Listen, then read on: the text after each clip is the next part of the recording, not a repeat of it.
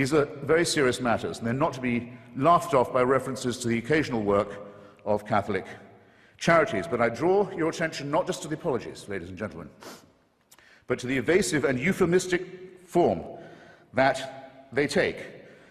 Joseph Ratzinger, the current Pope, considered by some, by Catholics, to be the Vicar of Christ on earth, says of Indians, of the Indians who were massacred in the course of conversion in Brazil, after the apology had been made to them, he said, nonetheless, it must be remembered that before we came to convert them, they were silently awaiting the arrival of the church. I don't think that's a very genuine kind of apology to you. In his comment, one of the few he's made on the institutionalization of rape and torture and maltreatment of children in Catholic institutions, he has said, it's a very severe crisis which involves us, he said, in the following: in the need for applying to these victims the most loving pastoral care. Well, I'm sorry, they've already had that. And to say that this is the responsibility laid upon you by the horrific admission that you've already had to make is not accepting responsibility in any adult sense. When I say child abuse was institutional, how dare I say so? How can I prove it? How can I prove such a thing? Well, I'll ask His Grace, and I'll ask Anne Widdecombe. Where is Cardinal Bernard Law now? Where is he? Where is the Cardinal Archbishop of Boston, whose resignation was indignantly demanded, finally, by 50 members of the Church and by the whole laity of Massachusetts, who also demanded his prosecution for the promotion and protection and covering up and apology for and defense of people whose crimes against children are too revolting to specify. And he's not in the jurisdiction of Massachusetts now, as perhaps you know. He's the Supreme Vicar of the Church of Santa Maria Maggiore in Rome, personally appointed by the Pope to that as well as many other important sinecures. And in 2005, this man, a fugitive from justice and from complicity in the filthiest crime that it's possible for a human being to imagine, was one of those voting in conclave to decide who the next Vicar of Christ on earth will be.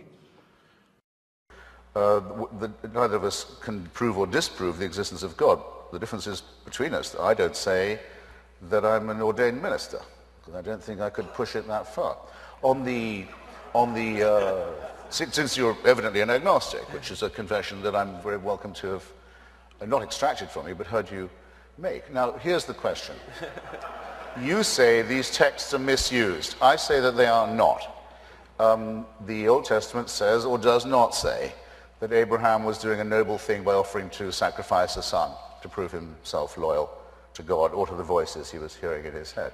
It says there was a noble thing for him to do. He was rewarded for it by a great posterity and a great long life.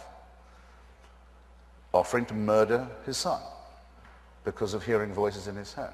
This is not moral teaching to me. Is it not the case that the Old Testament says that the Amalekites must all be destroyed down to the last child, every one among them, leave not one? Yes, it does say that. The Bishop of Llandaff, in an argument with Thomas Paine, once said, well, when it says keep the women, as Paine had pointed out, he said, I'm sure God didn't mean just to keep them for immoral purposes. Well, what does the Bishop of Llandaff know about that? It says kill all the men, kill all the children, and keep the virgins. I think I know what they had in mind. I don't think it's moral teaching. The same euphemism comes in the term some Christians that is used in all the apologies about the Crusades, the Inquisitions, the anti-Semitic pogroms, and all the rest of it. It says some Christians fell into error. Some Christians allowed themselves to be deceived in this way and to act against the gospel. Well, anti-Semitism was preached as an official doctrine of the Church until 1964. Do you think that might have something to do with public opinion in Austria and Bavaria and Poland and Lithuania? That the Jewish people were accused collectively as a people of deicide, of the crime of the murder of God in the figure of Jesus of Nazareth. And that anathema on them was not lifted until 1964, well after the perpetrators of the Holocaust had stood trial in secular courts and been rightly punished for their actions. How can this church say it has any moral superiority? It has difficulty catching up to what ordinary people regard as common moral and ethical sense, and it still can't make itself apologize properly. Religion gets its morality from us. I think it's very easy to demonstrate that. I'll do it from one of each of the two testaments. You back on testaments. Well, why don't you write a book? Testaments are not I great. spend a lot of time with my Bible. Okay, my Bible. I do. I told you had or a the bad Babel, Sunday as they school call teacher. it in Dixie. I do. In the there's a very famous parable in the New Testament where the alleged Jesus of Nazareth tells a story about a man from Samaria.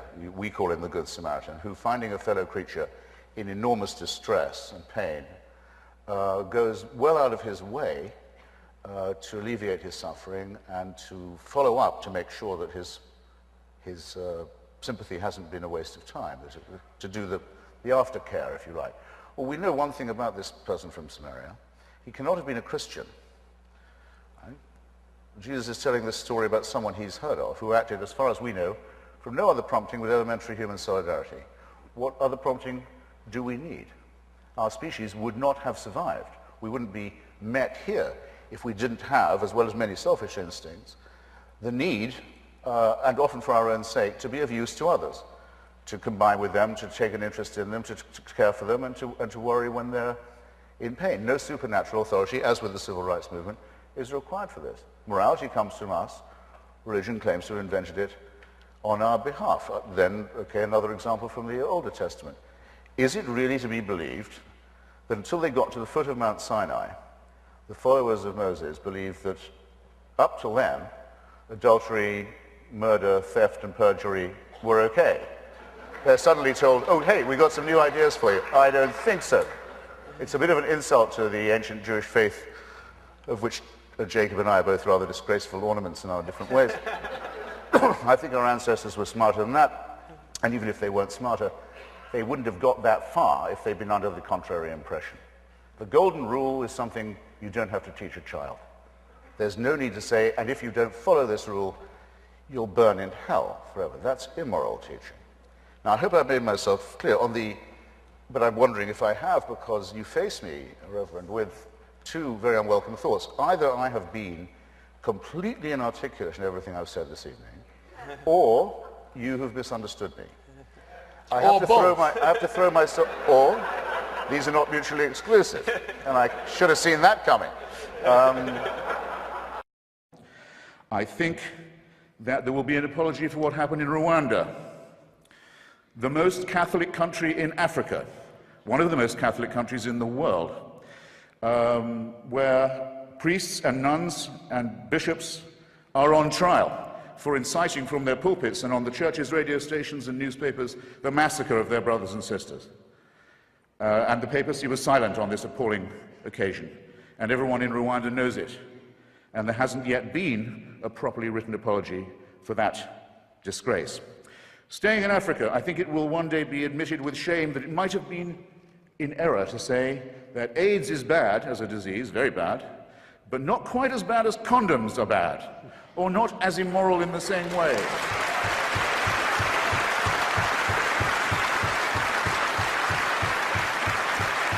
I say it in the presence of His grace, and I say it to His face. The preachings of His church are responsible for the death and suffering and misery of millions of his brother and sister Africans, and he should apologize for it. He should show some shame.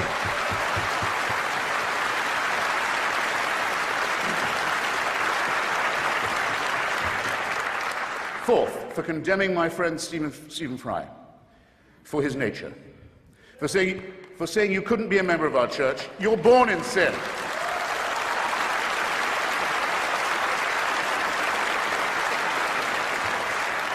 There's a revolting piece of casuistry that's sometimes offered on this point. Yeah, we hate the sin only. We love the sinner. Stephen is, I'm sorry to say, not quite like other girls. It's his nature. Actually, he is like other girls in that he's, when I last checked, absolutely boy mad. He's not being condemned for what he does, he's being condemned for what he is. You're a child made in the image of God. Oh, no, you're not. You're a faggot. And you can't join your church and you can't go to heaven. This is disgraceful, it's inhuman, it's obscene, and it comes from a clutch of hysterical, sinister virgins who've already betrayed their charge in the children of their own church. For shame, for shame.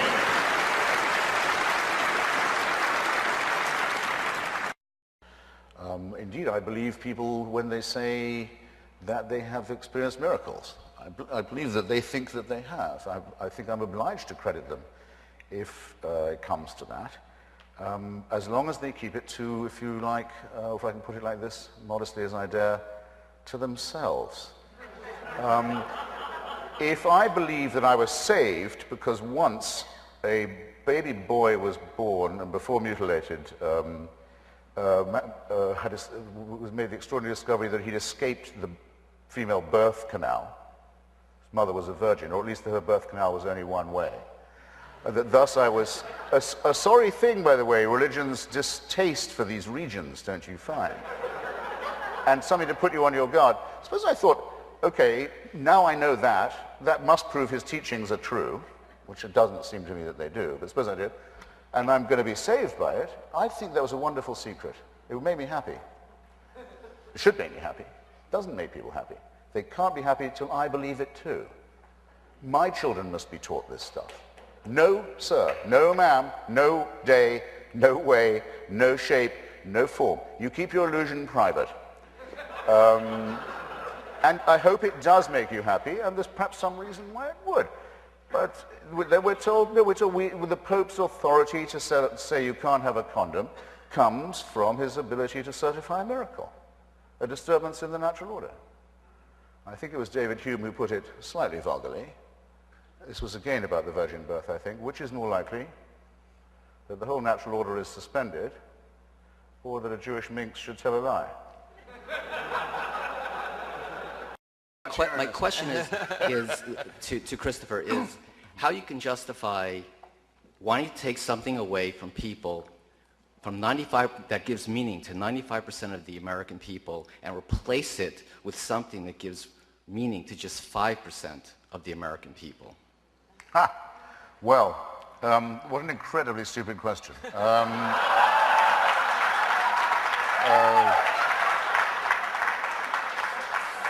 First, I've said repeatedly that this stuff cannot be taken away from people. It is their favorite toy, and it will remain so, as Freud said in The Future of an Illusion, it will remain that way as long as we're afraid of death and have no problem, which is, I think, likely to be quite a long time.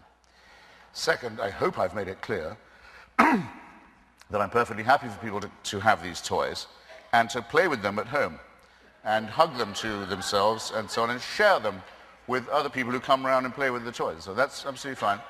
They are not to make me play with these toys. Okay? I will not play with the toys. Don't bring the toys to my house. Don't say my children must play with these toys. Don't say my toys might be a condom. Here we go again. Are not allowed by their toys. I'm not going to have any of that. Enough with clerical and religious bullying and intimidation. Is that finally clear? Have I got that across? Thank you. Next, quick question. Yes, Mr. Sharp. Against the motion, Christopher Hitchens. Those who ask confessions from other people should be willing to make oneself. I am obsessed with sex. Ever since I discovered that my God-given male member was going to give me no peace, I decided to give it no rest in return. Seems fair to me. Now, two people asked me to be very quick and do world poverty and the Holocaust, and I'll do that. There is only one cure for world poverty that's ever been found or ever will be, and it's very simple. And it can be phrased very simply, too. It's called the empowerment of women. Go to Bangladesh or Bolivia. I have to ask you to hold your applause, though I love you. Go to Bangladesh or Bolivia, give women control over their reproductive cycle, throw in a handful of corn if you can, make them not just the beasts of burden and the beasts of childbearing that they become, and the floor will rise, it just will. It never fails anywhere. Against this one solution, the Catholic Church has set its face. The efforts of the missionary church in the Third World mean more people die, not less. It's as simple as that. More famine, more disease, more ignorance, more random and avoidable death. To the Holocaust, sir. That the church preached that the Jewish people were collectively responsible for the death of Christ until 1964, till nearly 20 years after the Nuremberg trials, may or may not have something to do with the availability of a reservoir of anti-Jewish hatred in countries like Poland, Spain, Italy, Germany, Austria, and elsewhere. I think it does have something to do with it, okay? The Ten Commandments, 3 of them are awe-inspiring. They're about being afraid of a totalitarian figure. 3 of them are ordinary morality. We know of no code of ethics ever found, and the Archbishop bears me out on this, that recommends murder, theft, or perjury. Putting adultery on the same level as that may not be morally advisable. Saying that covetousness should be considered in the same light as a crime, in other words, a thought crime. You're condemned now for something you're thinking, and it may be something that leads you to enterprise and emulation. That's forbidden too. That's very, very iffy, it seems to me, and there's a very iffy part of it which lumps those you mustn't covet in with the animals and the chattels and your property, and those who it lumps in are your womenfolk. And do you seriously expect to be taken seriously if you say that that commandment that does reduce women to beasts of burden and childbearers and chattel has nothing to do with the appalling position of women, not just in poorer societies, but in ours as well? Again, for shame if you can feel it. Now, unanswered questions. Amazing. I asked, where is Cardinal Law, Bernard Law, and why? I have an authority here. He ducks the question. Anne Widdecombe, sorry, I've got one more thing to say about that. He also says that the Church advises against homosexuality. It teaches against it. No, it doesn't, any more than it teaches against divorce or contraception. Where it can, it bans these things and punishes them and writes them into the criminal code. If all you were doing, sir, ma'am, were offering advice, we could probably be fine with it. No one, though they were asked repeatedly, would say whether they thought Stephen Fry, my friend, was in a state of mortal sin or not. They wouldn't tell you. Something about the question brought out their inner coward. Well, I say that homosexuality is not just a form of sex, it's a form of love, and it deserves our respect for that reason. That when my children were young, I'd have been proud to have Stephen as their babysitter, and I told them they were lucky. And if anyone came to my door as a babysitter wearing holy orders, I'd call first a cab and then the police.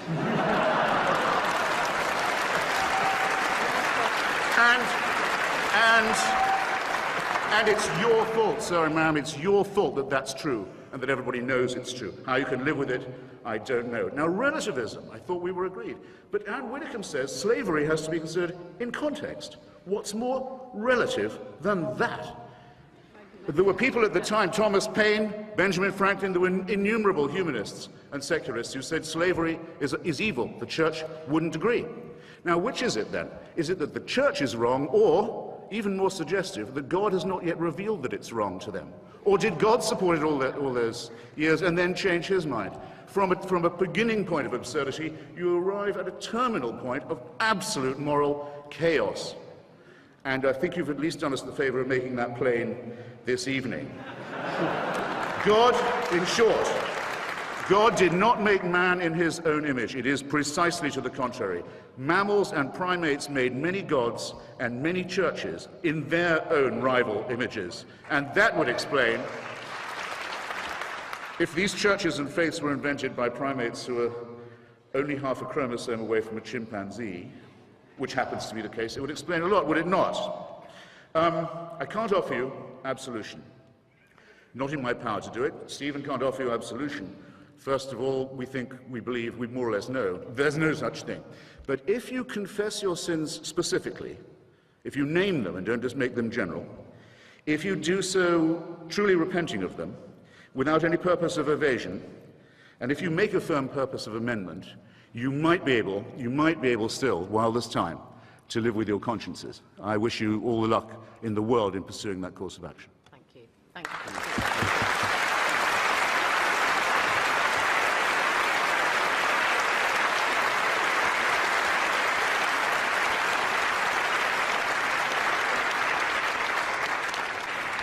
Audience, you've all voted again. Now, the moment of truth panel. Let me remind everybody that before the debate, when everybody came in, this is how you voted. For the motion that the Catholic Church is a force for good in the world, 678. Against the motion, 1,102. And the undecideds, the don't knows, were 300. 246. This is how you voted subsequently.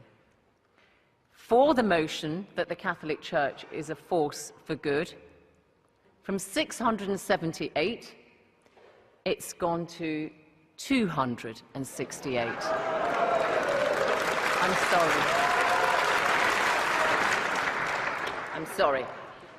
Against the motion, it's now 1,876.